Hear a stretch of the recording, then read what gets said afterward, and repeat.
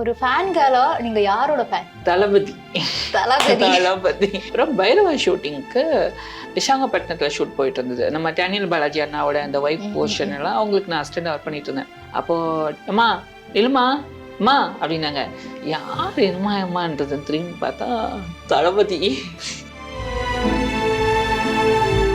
இப்போ தர்பார் படத்துலையும் நீங்க பண்ணிருக்கீங்க. ஸோ அப்போ சூப்பர் ஸ்டார் கூடயுமே வந்துட்டு உங்களுக்கு நிறைய மொமெண்ட்ஸ் இருந்திருக்கும். முன்னாடி லிங்கால நான் ஒர்க் பண்ணியிருக்கேன். காலா படத்துல வந்து விஷாலினி அக்கா நடிச்சாங்க. நான் அவங்களுக்கு அசிஸ்டண்டா போனேன். சாரை பார்க்கணுன்றதுக்கு மும்பை போனேன். பார்த்தோன்னே ஏய் எப்படி இருக்க அப்படின்னு கேட்டாரு. உடனே நிஜமா லிங்கால வந்ததானே? ஆமாம் சார். எப்படியாவது இதில் ஒர்க் பண்ணணுமே அப்படின்னு நினச்சிட்டு இருக்கும்போது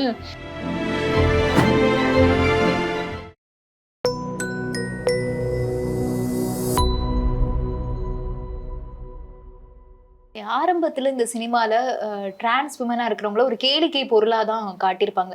இப்போ அது கொஞ்சம் மாறி இருக்கு.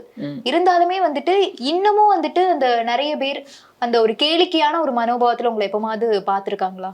இல்லை, எனக்கு தெரிஞ்சு ஸ்டார்டிங்லேயும் சரி இப்போவும் சரி நம்ம என்ன கொடுக்குறோமோ அதான் திரும்ப வந்திருக்கு. ஸோ ரொம்ப ஹாப்பியாக தான் இருக்குது எனக்கு. இப்போது சினிமாவில் வந்து தொடர்ந்து நான் இப்போ ஒரு 28 படம் நடிச்சிட்டேன். ஷார்ட் ஃபிலிம்னு பார்த்தீங்கன்னா ஒரு 15 ஷார்ட் ஃபிலிம் பண்ணியிருப்பேன். ஷார்ட்ஸ்னு பார்த்தா ஒரு 50-60 ஷார்ட்ஸ் மேலே 100 பண்ணியிருப்பேன்னு நினைக்கிறேன். இப்போ நல்லா போயிட்டுருக்கேன். யாருமே என்ன அந்த கிண்டல் கேலி பார்க்குறதில்ல. ஆனால் ஒரு சிலர் வேணும்னே பண்ணுவாங்க. வேணும்னே பண்ணுவாங்க. ஸோ அவங்களுக்கு நம்ம காது கொடுக்கக்கூடாது இல்லையா? நான் அதை கண்டுக்கிறது இல்லை. வேலையை பார்த்துட்டு போயிட்டே இருக்கிறது தான். ஸோ ஒன்றும் பிரச்சனை கிடையாது. இப்போ நம்ம வந்து இப்போ மாறிக்கிட்டே இருக்குது. இப்போ நான் மாறினதுனால தான் நீங்கள் உட்கார வச்சு பேசிகிட்டு இருக்கீங்க, அண்ணா உட்கார வச்சு வீடியோ எடுத்துட்ருக்காரு, இந்த பிரதர் பார்த்துட்ருக்காரு. ஸோ எல்லாமே இங்கே மாறினதுனால தான். ஸோ இப்போ இருக்கிற யங்ஸ்டர்ஸ் வந்து வாங்க உங்களால் முடியும், திறமை இருந்தால் யார் வேணாலும் ஜெயிக்கலாம், கை கொடுங்கன்னு கூப்பிட்டு கொண்டு போகிறாங்க. ஸோ அது பெரிய விஷயம்.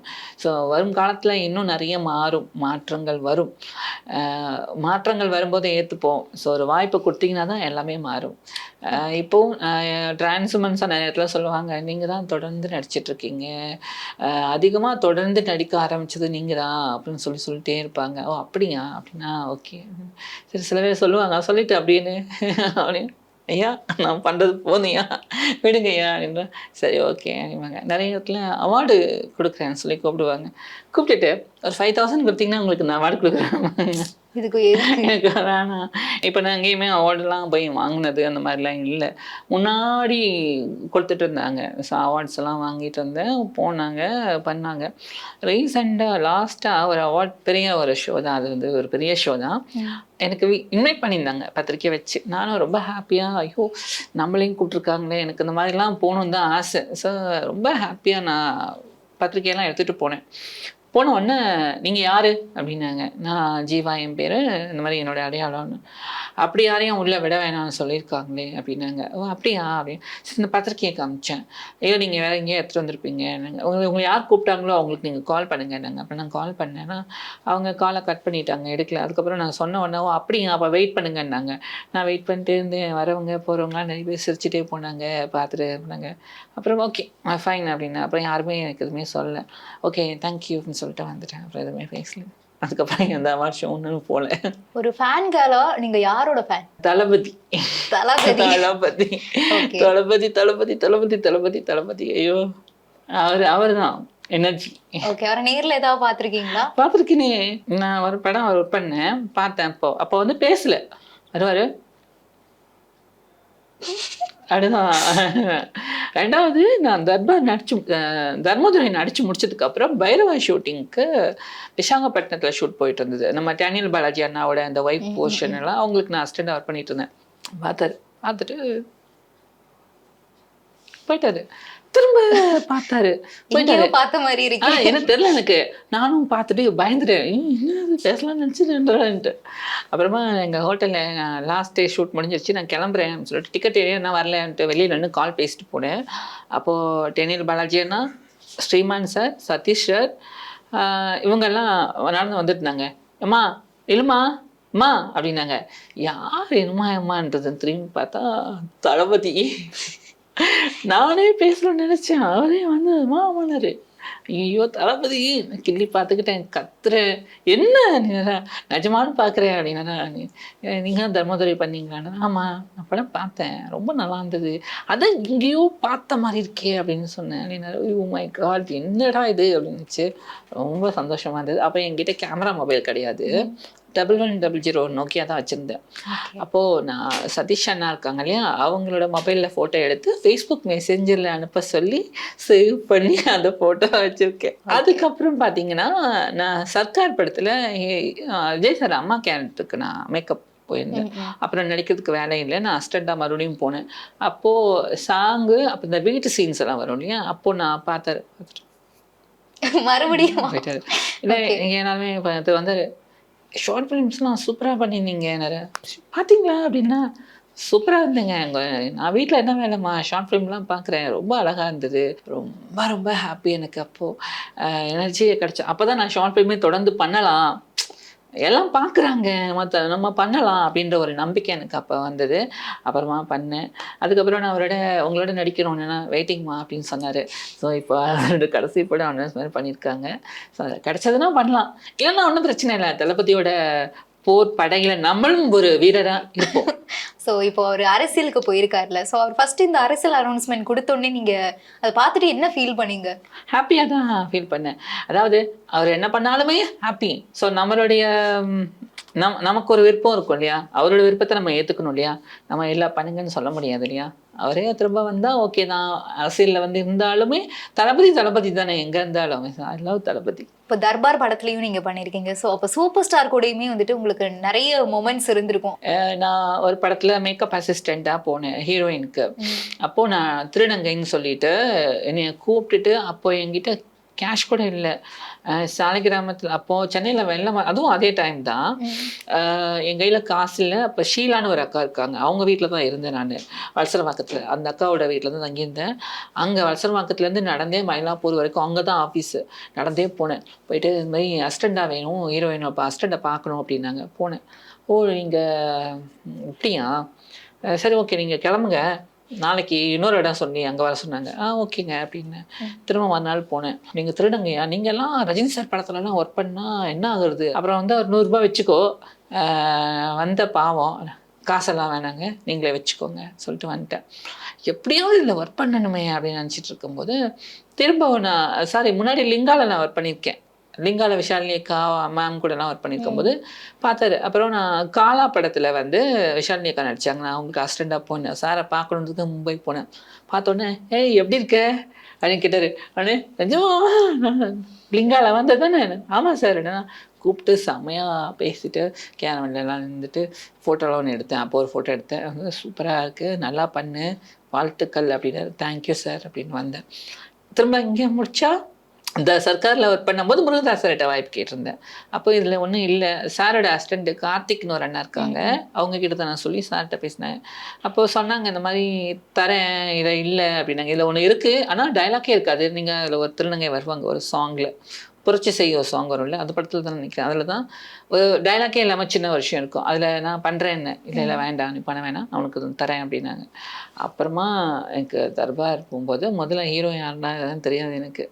என் தம்பிக்கு ஜூன் 5ஆம் தேதி 6ஆம் தேதி கல்யாணம். ஜூன் 5ஆம் தேதி நான் வீட்டில் போயிருக்கேன், ஊரில் சிவகாசியில். அங்கே எனக்கு சிக்னலே வராது, ஊருக்கு போனால் 3 நாள் சிக்னல் வராது. வில்லேஜ் எங்கள் ஊர். அப்போ நான் அம்மையார்பட்டி. அப்புறம் திடீர்னு ஒரு கால் வந்தது, மிஸ்டு கால் ஆகிடுச்சு. என்னது மிஸ்டு கால் பார்த்துட்டு அபய் ஆனந்த்னு சொல்லிட்டு ஏடி, சரி மெயின் ரோடு கொஞ்சம் தார் ரோடு வந்து நின்னா தான் சிக்னல் கிடைக்கும். பேசினா இந்த மாதிரி முருகதாஸ் சார் படம் வந்திருக்கு, இந்த மாதிரி வரணும். அப்படியா ஓகே, ஹீரோ யாரு, ஏன் ஹீரோ யாருன்னு தெரிஞ்சதான். இல்லை நீங்கள் சொல்லுங்கள் சார் கூப்பிட்டுருக்கானா வந்துடுவேன் அப்படின்னா. நான் விஜய் சார் தான் ஹீரோவாக இருப்பாங்கன்னு நினச்சி ரொம்ப எக்ஸைட்மெண்ட்டோடு போனேன். அப்புறம் திடீர்னு பார்த்தா ரஜினி சார்னாங்க. ரஜினி சாரா, என்ன சொல்கிறீங்க? ஆமாம் நான் தம்பி கல்யாணமா, ரஜினி சார் படம் வேணேன், எனக்கு படம் தான் வேணும். ரஜினி சார் படம் இல்லை, எனக்கு படம் தான் வேணும், எனக்கு தம்பி கல்யாணம் இருக்கட்டும் அப்படின்ட்டு நான் உடனே கிளம்பி மும்பை போனோம். போய் இறங்கினோடனே அன்றைக்கி நைட் ஷூட்டு. ஸோ ரொம்ப சந்தோஷம். முருகதாஸ் சார் கூப்பிட்டு நீங்கள் மட்டும் தமிழ் பொண்ணு மாதிரி அழகாக புடவை கட்டிட்டு இந்த மாதிரி கிளிப் போட்டுக்கோங்க அப்படின்னு, போட்டு வச்சுக்கோங்க. நான் ஓகே சார் அப்படின்னு. அப்புறம் ஸ்பாட்டுக்கு போனோடனே தலைவர் வந்தார். வந்துட்டு பார்த்துட்டு நீங்கள் அசிஸ்டன்ட் நல்லா அப்படி ஆமாம் சார்ண்ணா பார்த்தீங்கன்னா எங்களையும் நடிக்க வந்துட்டீங்க அப்படின்னாரு. அப்புறம் 16 நாள். ஸோ ஒரு நாள் வந்து 5வது நாள் 6வது நாள் கூப்பிட்டு நான் ஒன்று சொல்லுவேன், கோச்சிக்க மாட்டீங்களேன்னாரு. சொல்லுங்கள் சார் அப்படின்னா, நீங்கள் சுவாமி மாதிரியே இருக்கீங்க. புரியல சார்னா, நீங்கள் ஒரு காவி ட்ரெஸ் போட்டு ஒரு திலகம் வச்சுக்கிட்டிங்கன்னா அப்படியே நித்யானந்தா மாதிரியே இருப்பீங்க அப்படின்னாரு. பயங்கரமா சிரிச்சிட்டு இருந்தோம். அப்ப முருகதாஸ் சார் வந்து கேட்டாங்க. அவங்ககிட்டயும் சொன்னாங்க. பயங்கரமா செட்ல சிரிச்சாங்க. அன்னையிலேருந்து டெய்லி சுவாமி வணக்கம், சுவாமி குட் மார்னிங், சுவாமி குட் ஈவினிங், சுவாமி குட் ஆஃப்டர்நூன் அப்படின்னு சொல்லுவாரு. போட்டோ எடுக்கும்போது கூட சுவாமி வாங்க வாங்க வாங்க அப்படின்னு மறக்கவே முடியாது. ஸோ அதுக்கப்புறமா தமிழ்நாடு ஃபுல்லா எல்லாருக்குமே இந்த சாங் வந்ததுக்கு அப்புறம் தெரிஞ்சது. உங்களோட ஒர்க் லைஃபையும் உங்களோட பர்சனல் லைஃபையும் எப்படி பேலன்ஸ் பண்றீங்க? ரெண்டுமே ஒண்ணுதான். ஸோ அது அப்படியே ஓடிட்டு இருக்கு. நம்ம வந்து நடக்க போறத நினைக்கவே கூடாது. நடந்துட்டு இருக்கிறத நினைச்சிட்டு இன்னைக்கு என்ன நடக்குது, ஸோ என்ஜாய் பண்ணிட்டு போயிட்டே இருப்போம். நடக்காத ஒன்று நினைச்சு இப்படி பண்ணும் அப்படி பண்ணி யோசிச்சுமா டென்ஷன் வரும். ஸோ ஹாப்பியா போயிட்டே இருப்போம். அவ்வளோதான். எனக்கு வந்து ஹாப்பியா இருக்கணும், சந்தோஷமா இருக்கணும், அவ்வளோதான். நீங்க ஒரு எக்ஸ் மேக்கப் ஆர்டிஸ்டா எனக்கு இந்த ஒரு ஹீரோயினுக்கு மேக்கப் போட்டு விடணும்பா அப்படின்னா யாரை சொல்லுவீங்க? அப்படி எனக்கு ஆசை இல்லை. எனக்கு நிஜமாவே இல்லை. நான் வந்து நடிக்கணும்னு தான் ஆசைப்பட்டேன். அதுக்கான ஒரு சாவியாக தான் நான் மேக்கப் எடுத்துக்கிட்டேன். அதனால எனக்கு அந்த ஆசை எனக்கு உண்மையை சொல்லணும் இல்லை. ஸோ நான் நடிக்கணும் நடிக்கணும் நடிக்கணும். நிறைய இடத்துல நான் வாய்ப்பு கேட்டு போனப்போ, நீ ஒரு திருநங்கையாக இருக்க, உன்னை எப்படி காட்ட முடியும், அண்ணனா காட்ட முடியுமா இல்லை அம்மாவை காட்ட முடியுமா அப்படின்னு கேட்டாங்க. அப்புறம் நான் சொன்னேன், ஏன் ஒரு அக்காவை காமிக்கலாம், ஒரு அம்மாவாக காமிக்கலாம் அப்படின்னு சொன்னேன். அப்போ ஏற்றுக்கல. ஸோ ஏற்றுக்க வைக்கணும் அப்படின்னு சொல்லி தான் நான் வந்து இப்போது ஷார்ட் ஃபிலிமில் அக்காவா அம்மாவா எல்லாம் பண்ணிகிட்ருக்கேன். இப்போ நீங்க உங்களோட லைஃப் ஒரு நல்லபடியா போய்கிட்டு இருக்கு. பட் ஸ்டார்டிங்ல உங்களுக்கு ஒரு சப்போர்ட்டிங் சிஸ்டமா ஒருத்தங்க இருந்திருப்பாங்க. அவங்க இப்போ இருக்காங்களா இல்ல யாரை நீங்க ரைட் நோ மிஸ் பண்றீங்க? எனக்கு எல்லாருமே சப்போர்ட்டாக தான் இருந்தாங்க. எனக்கு அப்படி யாரையுமே சொல்ல முடியாது. எனக்கு ஃப்ரெண்டு ஜீவா இருக்கான். ஸோ இன்னி வரைக்குமே எனக்கு சப்போர்ட் அவன். எனக்கு ஷெரீப் சொன்னேன் இல்லையா, அப்போது பார்த்தேன். இப்போ அவன் டைரக்டர் ஆகிட்டான்.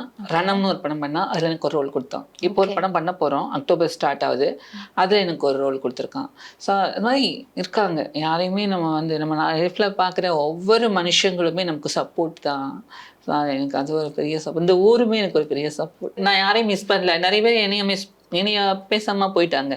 ஸோ போனவங்கள நினச்சி கவலைப்படக்கூடாதுல்ல. ஒரு அண்ணா இருக்காங்க எனக்கு. அந்த அண்ணா வந்து ஒரு அண்ணா, அந்த அண்ணா வந்து ரொம்ப ரொம்ப எனக்கு பிடிக்கும். பயங்கரமாக நம்பினேன் அந்த அண்ணா ஒரு விஷயம் பண்ணிட்டாருன்னு சொல்லிட்டு எனக்கு அகெனஸ்டாக ஒரு விஷயம் பண்ணிட்டாருன்னு எனக்கு கேள்விப்பட்டதுலேருந்து எனக்கு ஒரு மனசுக்கு ரொம்ப வருத்தமாயிடுச்சு. ஸோ அந்த ஒரு விஷயத்துக்கு தான் நான் ரொம்ப மிஸ் பண்ணேன். இப்போ பேசுறதில்ல அவர் என்கிட்ட. நானும் பேசுவாங்கன்னு நினைப்பேன், ஆனால் பேசுறதில்லை. கார்த்திக்னு ஒரு அண்ணா இருக்காங்க. அந்த அண்ணா எனக்கு ரொம்ப பிடிக்கும். ஆனால் ஒரு விஷயம் திடீர்னு பேசல, ஏன் பேசலன்னு எனக்கு தெரியல. நானும் அப்படியே விட்டுட்டேன். ஸோ அதுக்கப்புறம் அவங்க இன்னும் பேசலை. அது ஒரு விஷயம் தான் மிஸ் பண்ணுவேன். மற்றபடி நான் சந்தோஷமாக எல்லார்ட்டையும் பேசுகிறேன். யாரையும் நான் மிஸ் பண்ணல. யார் கூப்பிட்டாலும் போய் நான் என் பழைய ஃப்ரெண்ட்ஸ் இப்போவும் அப்படி தான் இருக்கேன். ஆனால் நிறைய பேர் வந்து மணி கேட்குறாங்க திடீர்னு என்கிட்ட. நம்மளும் கஷ்டம் தான் படுறோம். பட் அந்த கஷ்டத்தை கவனிச்சுக்கிறது இல்லை. நிறைய பேர் கேஷ் கேட்குறாங்க. நம்ம இல்லைன்னு சொன்னோன்னா, காசு வந்தோடனே வாழ்வை பார்த்தியா, கொழுப்பை பார்த்தியா, அதுவும் கேட்குறாங்க, அப்போ திட்டுறாங்க. இப்போது எனக்கும் கஷ்டம் இருக்குது. அதுக்காக நான் ட்ரெஸ்ஸை கிழிச்சிக்கிட்டு நான் கஷ்டப்பட்டுட்டு இருக்கேன், நான் இப்படி இருக்கேன்னு காமிக்க முடியாது.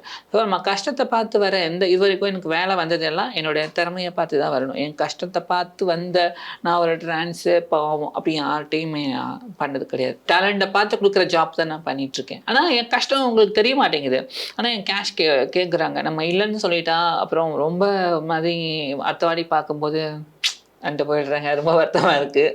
ஆனால் என்கிட்ட யாருமே ஒரு வாட்டி வாட்ஸ்அப் ஸ்டேட்டஸும் சரி ஃபேஸ்புக்லேயும் போட்டேன், என்கிட்ட என்ன வேணாலும் பேசுங்க, கேளுங்க, ஆனால் காசு மட்டும் கேட்காதீங்க, என்கிட்ட காசு இல்லை அப்படின்னு சொல்லி போட்டுட்டேன். ஏன்னா எல்லாருக்கும் இருக்கும் இல்லையா. நான் வந்து என்ன சொல்கிறது, போயிட்டுருக்கு.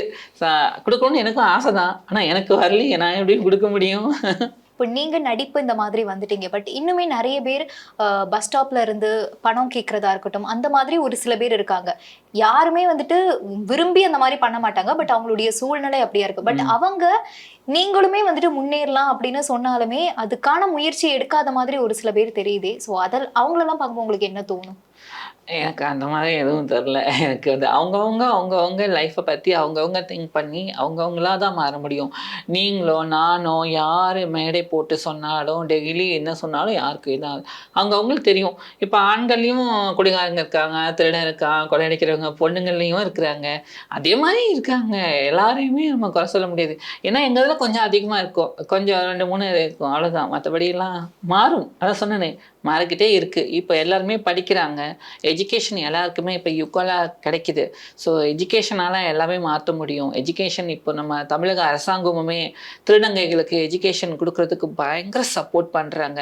இந்த நேரத்தில் நான் தமிழக அரசுக்கு நன்றி சொல்ல கடமைப்பட்டிருக்கேன். ஏன்னா நான் இருக்கும்போதெல்லாம் எனக்கு எஜுகேஷன் எனக்கு நான் படிக்கல அவ்வளோவா. ஆனால் அதை நான் ரொம்ப இன்னி வரைக்கும் நான் வருத்தப்படுற விஷயம், ஐயோ நான் படிக்கலையே, எனக்கு சில விஷயம் தெரியாதப்போ நான் யார்ட்டையாவது போய் தான் நான் கொடுத்து இந்த மாதிரி இருக்குது இது என்ன அப்படின்னு நான் கேட்குறேன். ஸோ படிப்புன்னு ஒன்று இருந்திருந்தா நான் நல்லா இருந்திருப்பேன் இல்லையா? அந்த எனக்கு இப்போது என்கிட்ட வர ட்ரான்ஸ் வருவாங்க, நான் அவங்க கவுன்சிலிங் கொடுப்பேன். இந்த மாதிரி இருக்கணும், இந்த மாதிரி இருக்குது, இந்த மாதிரி இருக்குது, அரசாங்கம் நமக்கு இவ்வளோ சலுகைகள் கொடுத்துருக்காங்க, நீங்கள் அரசாங்கத்திட்ட இது பண்ணுங்கள், நான் எல்லாமே சொல்லுவேன் அவங்களுக்கு.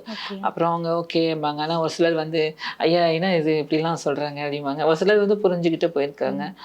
நான் ஒரு சிலர் அவங்க அம்மா அப்பா கிட்டேயே சொல்லி அவங்க அம்மா அப்பா கூடயே இருக்கிற மாதிரி சேர்த்தும் வச்சுருக்கேன். ஒரு 7 பேரை அவங்க அம்மா அப்பா கிட்டேயே சேர்த்து வச்சுருக்கேன். அதில் ஒருத்தவங்க காலேஜ் ப்ரொஃபஸராக இருக்காங்க, மாறல ஆனால் காலேஜில் ப்ரொஃபஸர் ஆகிட்டாங்க. இன்னொருத்தவங்க ஐடியில் ஒரு சூப்பர்வைசராக இருக்காங்க. மற்ற 5 பேர் காலேஜில் படிச்சுட்டு இருக்காங்க. இப்போ நான் அவங்கக்கிட்ட சொன்ன விஷயம் அப்படி தான். நீங்கள் எங்கிட்ட வரும்போது நான் உங்ககிட்ட என்ன சொல்லி கொடுத்தேன், எஜுகேஷன் ரொம்ப இம்பார்ட்டண்ட்டு, எஜுகேஷன் மூலமாக தான் எல்லாம் மாறும். அதே மாதிரி ஒரு வளர்ந்து வர ட்ரான்ஸ் உங்ககிட்ட வராங்கன்னா அவங்களுக்கு நீங்கள் சப்போர்ட்டாக இருக்கணும், எஜுகேஷன் பற்றி சொல்லி அவங்களுக்கு படிக்க வைக்கணும், அவங்க அம்மா அப்பா கிட்டேயே இருந்து படிக்க வைக்கணும், இருக்க வைக்கணும். அப்போ தான் அவங்க இந்த மாதிரி நீங்கள் சொன்னீங்க இல்லையா, ரோட்டில் நிற்கிறாங்க, ப்ராஸ்டியூஷன் பண்ணுறாங்க, இதெல்லாம் நடக்காது. இப்போ எங்கிட்ட வந்த 2 பேர் வந்துட்டாங்க, ஊர்லேருந்து ஓடி வந்துட்டாங்க. அப்போது நான் அவங்களுக்கு எல்லாமே கவுன்சிலிங் கொடுத்தேன், கேட்கல. அப்புறம் அவங்கள கூட்டிகிட்டு அவங்க வீட்டுக்கே போயிட்டு நான் சொன்னேன், திருநங்கைகள் வந்து ரோட்டில் நிற்கிறாங்க, பிச்சை எடுக்கிறாங்க அப்படிலாம் நீங்கள் சொல்கிறீங்கல்ல, நீங்கள் உங்கள் வீட்டில் இடம் கொடுக்கலன்னா நாளைக்கு இவங்களும் ரோட்டில் தான் நிற்பாங்க. நான் பார்த்துக்குவேன் ஓரளவுக்கு. ஆனால் நாளைக்கு சுச்சுவேஷன் வந்துச்சுன்னா இப்படி தான் இருக்கும், ஓகேவா அப்படின்னு அங்கே எப்படி யோசிச்சாங்க. அப்புறம் எல்லாரும் இது பண்ண முடியாது. இப்போ நீங்கள் இந்த மாதிரி வீட்டில் இடம் கொடுத்தீங்கன்னா தான் இப்போது சுற்றி இருக்கிறவங்க ஏற்றுப்பாங்க. நீங்கள் ஏற்றுக்கிட்டீங்கன்னா பக்கத்து வீடு ஏற்றுக்கும், பக்கத்து வீடு ஏற்றுக்கிட்டா ஏற்ற வீடு ஏற்றுக்கும், அப்புறம் இந்த தெருவை ஏற்றுக்கும், அப்புறம் இந்த ஊரையும் ஏற்றுக்கும், அப்புறம் இந்த நாடே ஏற்றுக்கும். ஸோ நீங்கள் ஏற்றுக்கணும்னு சொல்லி புரிய வச்சு அதுக்கப்புறம் அவங்க ஏற்றுக்கிட்டாங்க. இப்போ அவங்க நல்லா இருக்காங்க. அதே மாதிரி தான் அவங்கக்கிட்டையுமே நீங்கள் இந்த மாதிரி உங்களை சுற்றி வரவங்க நம்பி வரவங்கள இந்த மாதிரி வழிகாட்டுங்கன்னு சொல்லியிருக்கேன். மற்றபடி என் கூட யாரையும் நான் இதில் தனியாக தான் இருக்கேன், ட்ராவல் பண்ணிகிட்ருக்கேன். உங்களுக்குன்னு ஒரு ஸ்பிரிச்சுவல் ஒரு நம்பிக்கை இருந்திருக்கும். ஸோ அப்படி நீங்கள் வந்துட்டு ரொம்ப டவுனாக இருக்கும்போது கடவுள்கிட்ட என்ன கேட்பீங்க? நான் அப்படி கடவுள்கிட்டலாம் வந்து வேண்டிட்டு நிற்க மாட்டேன். நான் என்ன பண்ணுவேன்னா, எனக்கு அந்த மாதிரி இன்றைக்கும் நேற்று கூட இருந்தது, எனக்கு அந்த மாதிரி நேற்று கூட எனக்கு அந்த மாதிரி தோணுச்சு, முந்தா நாள் கூட அப்படி தோணுச்சு. தோணும்போது நைட்டில் உட்காந்து யோசிப்பேன், என்ன இது அடுத்து என்ன பண்ண போகிறோம், அடுத்து என்ன அப்படின்ட்டு. அப்போது திடீர்னு கோழி பண்ணி ஆடியோ லான்ச் வச்சாங்க. வச்ச உடனே அது ஒரு பூஸ்ட் கிடச்சிது. சீனோன் நான் கூப்பிட்டு வா என்னை ஸ்டேஜில் ஏற்றினார். ஸ்டேஜில் ஏற்றி நான் அழகு பார்த்தாரு. எவ்வளோ பெரிய விஷயம், எனக்கு ஸ்டேஜில் ஏற்றி அழகு பார்த்து ஸ்டேஜில் எனக்கு மைக் கொடுத்து பேச வச்சாங்க. எனக்கு ஓகே இருக்கிற அண்ணா வந்து நான் இருக்கேன் உனக்கு அப்படின்ற மாதிரி ஒரு நம்பிக்கை இருந்தது. அதுவும் இல்லாமல் ஒவ்வொரு நாளுமே நான் தூங்க போகும்போது இன்னைக்கு நடந்ததெல்லாம் யோசிச்சு பார்ப்பேன். ஓகே கடவுள் இருக்காரா இல்லையா அப்படின்னா எனக்கு தெரியாது, ஆனால் உண்மைன்ற ஒரு நெருப்பு இருக்குது. அதுக்கு பேர் தான் நம்ம எனக்கு முருகன் அப்படின்னு ஒவ்வொருத்தவங்க ஒரு பேர் வச்சு நம்ம அதை கும்பிடுறோம். அந்த உண்மைன்ற ஒரு நெருப்பு இருக்குன்றதை நான் நம்புகிறேன். ஏன்னா 8 வருஷத்துக்கு முன்னாடி என் லைஃப் எப்படி இருந்தது, எதிர்த்து வீட்டில் குழம்பு கொதிக்கும் போது ஐயோ இந்த குழம்புலேருந்து ஒரு கரண்டி சாப்பாடு எனக்கு கிடைக்காதா அப்படின்னு வயிறு காஞ்சி நான் அழுதுருக்கேன். நிறைய நாள் நான் பட்னியாகவே இருந்திருக்கேன். நிறைய நாட்கள் நான் சாப்பிடாமே இருந்திருக்கேன். ஒரு நாளைக்கு இந்த 50 கிராம் அந்த சட்னி அரைப்பாங்கல்ல அந்த பொரிகடலாம் சாப்பிட்டுட்டு, ஆனால் இன்றைக்கும் நான் நல்லா சாப்பிட்றேன். ஏன்னா அந்த உண்மைன்ற ஒரு நெருப்பு இருக்குது. உண்மையாக உழைச்சி உண்மையாக எல்லாம் பண்ணால் எல்லாமே கிடைக்கும். நான் ட்ராவல் பண்ணுறேன், சுற்றி இருக்கிற ஃப்ரெண்ட்ஸ்கிட்டையுமே வந்து நல்லபடியாக நம்ம பண்ணலாம் நான் டிஸ்கஸ் பண்ணுவேன். ஸோ சப்போர்ட்டாக இருக்குது. அப்படி ரொம்ப டவுன் ஆகிட்டேன்னு வச்சுக்கோங்க, வீட்டில் ஒரு விளக்கு ஏற்றி வச்சுட்டு உட்காந்துருவேன். என்னென்னலாம் நடந்துச்சோ எல்லாத்தையும் வேற ஒரு ஆள்கிட்ட சொன்னால் அவங்கெல்லாம் சிரிக்கிறாங்க, பின்னாடி போயிட்டு நிறைய நடந்திருக்கு அந்த மாதிரி. அதனால் சாமிகிட்ட சொல்லுவேன், இந்த மாதிரி எனக்கு இப்படி நடந்துச்சு, இந்த மாதிரி இப்படி ஆயிடுச்சு அப்படின்னு சொல்லி ஒரு சொட்டு கண்ணீர் விட்டுடுவேன். அவ்வளோதான், முடிஞ்சு போயிடும். நான் இது வரைக்கும் வெளியில் யார்ட்டையும் அழுததே கிடையாது, யாருமே சொல்ல மாட்டாங்க, நான் அழுததை யாருமே பார்த்துருக்க மாட்டாங்க. ரொம்ப ஹாப்பியாக தான் வெளியில் எப்போவுமே என்ன நடந்தாலுமே சந்தோஷமாக தான் ஸ்பெக்ட் பண்ணுவேன். கவலையெல்லாம் நம்மளோடையே போட்டோம், அவ்வளோதான். உங்களோட நெக்ஸ்ட் ஃபியூச்சர் கோல் என்னவா இருக்கு? நடிச்சுக்கிட்டே இருக்கணும். நான் சொன்னேன் இல்லையா, நடிச்சுக்கிட்டே இருக்கணும். திருநங்கைகள்னா ஒரு பாட்டுக்கு சும்மா இப்படி வந்து இடுப்பை காமிக்கிறது, அதை காமிக்கிறது, இப்படி போகிறாங்க, கிண்டல் கேலி வந்துட்டு இருந்ததுன்னு சொன்னாங்க. இதெல்லாம் மாறி இன்னைக்கு நல்லா வழியே வந்துட்டோம். ஒரு 100 படம் நடிச்சு ஒரு சாதனையாளராக ஒரு அவார்டு வாங்கணும். எனக்கு இந்த ஃபிலிம் ஃபேர் இந்த மாதிரி நிறைய அவார்ட்ஸ் எல்லாம் ஷோலாம் போகணும்னு ஆசை. ஆனால் என்னமோ நான் ட்ரான்ஸு, நான் கருப்பாக இருக்கேன், நான் அந்த மாதிரி இருக்கிற நிறைய விஷயம், அந்த மாதிரி இதனாலேயும் நிறைய விஷயம் எனக்கு கிடைக்காம போச்சு. ஸோ இதெல்லாம் தகர்த்து நான் முன்னுக்கு வரணும். அது அவ்வளோதான் என் ஆசை. எங்கள் சீனு அண்ணா இருக்காங்க, அவங்க பார்த்துப்பாங்க. அடுத்து என்ன படம் பண்ணாலும் என் அண்ணன் படத்தில் நான் இருப்பேன். உரிமையோடு சொல்லுவேன், எங்கள் அண்ணன்கிட்ட போய் கேட்பேன் நான். எங்கள் அண்ணன் எனக்கு கொடுப்பாரு. கோழி பன்னீர்செல்வத்துறை வர 20ஆம் தேதி தேட்டரில் ரிலீஸ் ஆகுது. எல்லோரும் தேட்டரில் போய் பாருங்கள். ரொம்ப நல்லாயிருக்கும். ரொம்ப வருஷத்துக்கு அப்புறம் குடும்ப உறவுகள், அண்ணன் தங்கச்சி பாசத்தெல்லாம் வந்து ரொம்ப அழகாக காமிச்சு அந்த படத்தில் பார்த்துருக்காங்க. உங்களுக்கும் இப்படி ஒரு அண்ணன் இல்லையே நீங்களும் எங்கிற அளவுக்கு அந்த படத்தில் ஒரு விஷயம் இருக்குது. ஸோ எல்லோரும் மிஸ் பண்ணாமல் பாருங்கள். இந்த படத்தில் யோகி பாபண்ணா நடிச்சிருக்காங்க. யோகி பாபண்ணாக்கு சீனு அண்ணா வந்து மகிழ்ச்சி கலைஞர் அப்படின்னு ஒரு பேர் பட்டம் சூட்டியிருக்காங்க இந்த படத்தில். ஸோ இனிமே வந்து மகிழ்ச்சி கலைஞன் அப்படின்றதுல தான் யோகி பாபண்ணாவோட பேர் அடையாளப்படும்னு நான் நம்புகிறேன். ஏன்னா சீனு அண்ணா சொல்லியிருக்காங்க எங்கள் அண்ணா. ஸோ இனிமே இப்படி போகும். அப்புறம் விஜய் சேதுபதி என்ன சொன்னாங்க, ஸ்டேஜில் ஏகன் தம்பி நிற்கும்போது நான் வந்து ப்ரெசன்ட், நீங்கள் வந்து பாஸ்ட் அப்படின்னு சொன்னாங்க. அதாவது என்னோட இடத்த நான் உனக்கு கொடுக்குறேன் அப்படின்னு சொன்னாங்க ஏகனுக்கு. ஏகனும் நல்லா பண்ணியிருக்காங்க. பிரகிடா தங்கச்சி நல்லா நடிச்சிருக்காங்க. ஸோ நிறைய பேர் இதில் ஒர்க் பண்ணியிருக்காங்க. என்னுடைய நண்பன் என்னுடைய தோழன் அசோக் டிஓபியா பண்ணியிருக்கான். அப்புறம் வினோத்னு ஒரு நண்பன் இதில் நடிச்சிருக்காங்க. ஸோ எப்படி தர்மதுரை மூலமாக எனக்கு ஒரு வாழ்க்கை கிடைச்சதோ, இதில் நடித்த அத்தனை புது கலைஞர்களுக்கும் எல்லாருக்குமே ஒரு சூப்பரான லைஃப் கிடைக்கணும்னு கடவுளை வேண்டிக்கிறேன். தொடர்ந்து நிறைய விஷயம் பேசிட்டே இருக்கோம். நம்ம டூரிங் சினிமா நிகழ்ச்சியில் உங்களெல்லாம் பார்த்ததுல எனக்கு ரொம்ப ரொம்ப சந்தோஷம். இதே மாதிரி இந்த வீடியோஸ் எல்லாம் நிறைய பார்க்குறோன்னா நம்ம சேனலை லைக் பண்ணுங்கள், ஷேர் பண்ணுங்கள், சப்ஸ்கிரைப் பண்ணுங்கள், மறக்காமல் பெல் ஐக்கானை ப்ரெஸ் பண்ணுங்கள். அப்போ தான் நம்ம சேனலில் வர எல்லா வீடியோவும் உங்களுக்கு உடனுக்குடன் வந்து சேரும். தொடர்ந்து அடுத்த ஒரு நிகழ்ச்சியில் சந்திக்கலாம். அதுவரை உங்களிடமிருந்து விடைபெறுவது உங்கள் தோழி ஜீவா சுப்பிரமணியம்.